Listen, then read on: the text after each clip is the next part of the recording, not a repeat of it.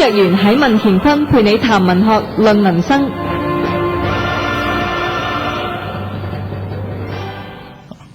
翻嚟第二節啦，讀一讀啲網友啲留言先。咁啊BJORN 網友咧，佢話肥仔金啊，仲收埋好多靚女自奉送禮加埋做間諜。OK， 咁啊呢個問題嚟嘅，嚟緊呢個就係阿 Pong221咧，佢就問佢話即係佢又講原子彈應該就係用高爆炸藥咧就壓縮，佢話而核彈咧應該係用核分裂嚟到釋放能量，係咪嘅消息？唔係，你咁解錯晒。即係你要講翻最 basic 嘅原理啦，即係話，即係講到長期嘅原子彈用嘅有235、238嘅，而家係用係筆，即係咁樣係。金字邊一個筆字，即係咁樣係。咁其實呢啲咧係用呢個極，因為佢哋含有嗰個核指數係好高嘅，即係譬如話有235，咁佢其實嗰個原子數係235嚟嘅。咁如果咁高原子數嘅嘢咧係非常唔穩定嘅，好想放翻出嚟，好就放翻出嚟嘅。咁你當佢擊碎佢嗰刻咧，佢放翻出嚟，佢放出嚟嘅能量就再轉移擊碎其他嗰啲，即係咁樣一路產生一個咁樣嘅 interactive 嘅作用。Chain reaction 啊！咁喺呢一個講到長期嗰個原子彈咧。肥仔咧，即係幾多士打嘅肥仔咧，就係呢一個係用600點喺出邊同時爆炸，就係壓縮佢向內產生個爆炸力向內壓縮，令到呢一個鈾235呢一個分裂。咁喺呢個分裂過程入邊，譬如話鈾235佢分裂剩第二啲嘢嘅時候咧，佢就會剩翻一啲嘅，嗰啲咧就轉成為能量。咁呢個就核分裂，即係原子彈嘅原理就係咁樣，即係咁樣。補充多少少，只要夠 critical mass 一個份量嘅話咧，就可以做到呢樣嘢。就可以做到呢樣嘢啦。咁就係呢一個調翻轉頭所謂嘅氫彈啊，氫彈啊就係用呢個重氫嘅核聚變嘅原理，即係因為呢個重氫入邊係有2粒多咗粒中子嘅。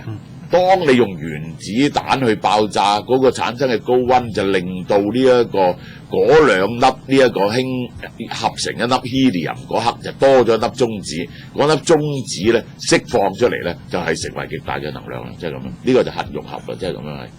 氫彈唔係我哋中國人發明嘅。咁我講多少少南韓嘅問題啦，即係盧武鉉就喺啱啱過咗個星期個週末就自殺跳崖死咗啦。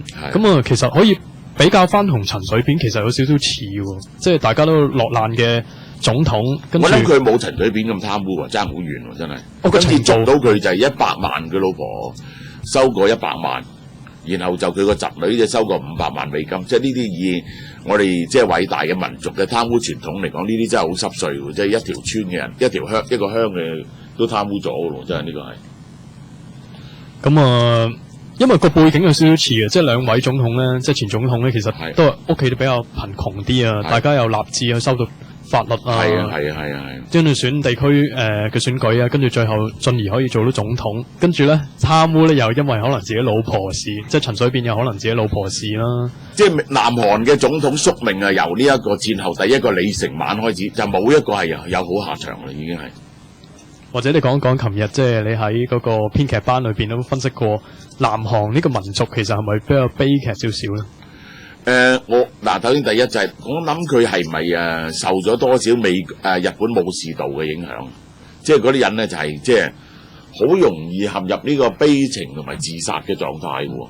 即係我識好多人都話啲啲南韓人真係成日喐下都自殺喎。所以淨係一樣嘢已經好值得自殺啦。就南韓啲稅咧就已經好值得自殺，好重嘅係，好重嘅，屌個增值稅30%幾嘅，每一重都刮你30%幾，你係想死咗佢好過，你知唔知啊？因為佢個國防費用好犀利啊嘛，戰後係，咁嗰個稅咁重，大家諗下，咪好容易係即係好多人又想走稅咧，走稅又即係可能俾人哋捉到咧，即係而且個生活壓力咧係極大嘅。即係我戰後第一次去70年度嗰陣時候，7幾年嗰陣時咧，完全唔合理嘅南韓嘅生活係完全唔合理，係冇白飯食嘅，即係南韓仲係一個咁嘅狀態嘅，唔准食白飯嘅，因為我認為浪費嘅，一定係溝咗啲高米嘅。咁大鑊？係啊，冇白飯食噶，全個南韓係。咁除咗呢樣之外咧，即係你話佢生活壓力極大。宵禁啦。幾點鐘？夜晚幾點鐘啊？12點到朝頭早6點啦。哇所以你拖咗條女翻酒店，佢12點唔走咧，咁就得噶啦。咁就得㗎啦。所以佢哋後來佢拍戲嗰啲人咧，出街拉啲女入去，唔俾佢走，咁就搞掂佢噶啦，即係咁樣係。慳翻出去街度周街拉啲女，乘機撳佢價貴嘢錢，佢焗住喺度過夜噶啦呢一個。阿黃忠話俾佢聽，佢哋有個舞獅咪拉咗條女喎，喺街度拉條女翻嚟搞咗一晚。第日佢話俾你聽，阿黃忠聽我死緊。第一呢條女係處女。第二個老豆係將軍，八緊我，呢個真係大 Q 啊！係好窮啊！嗰陣時係，即係冚唪咧，其實咧，我去食嗰啲殘廢餐啊，你見到咧，即係有肉食係好大件事噶啦。南韓平時咧就係食嗰啲泡菜嘅啫，即係咁樣係。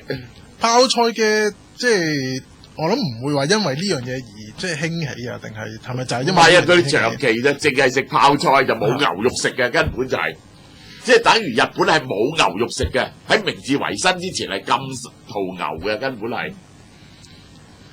即係我哋牛肉係輸入嘅。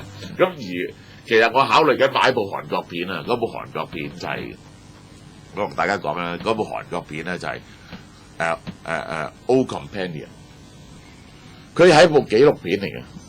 你估佢講乜嘢咧？成部戲係咪又類似啲太極旗飄揚嗰啲，即係講軍事嗰啲啊？定點啊？嗰個導演咧就揾到南韓咧有一隻最老嘅牛，嗰隻牛咧就已經40歲啦，而佢一個老農夫就跛咗隻腳嘅，就日日咧就叫隻牛咧拖佢咧就去耕田，佢喺爬喺地下度耕嘅。